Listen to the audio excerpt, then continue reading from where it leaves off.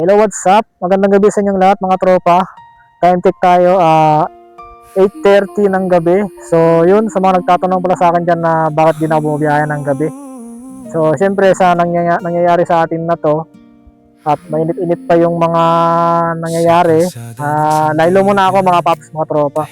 Laylo muna ako, di muna ako babakbak ng hanggang madaling araw.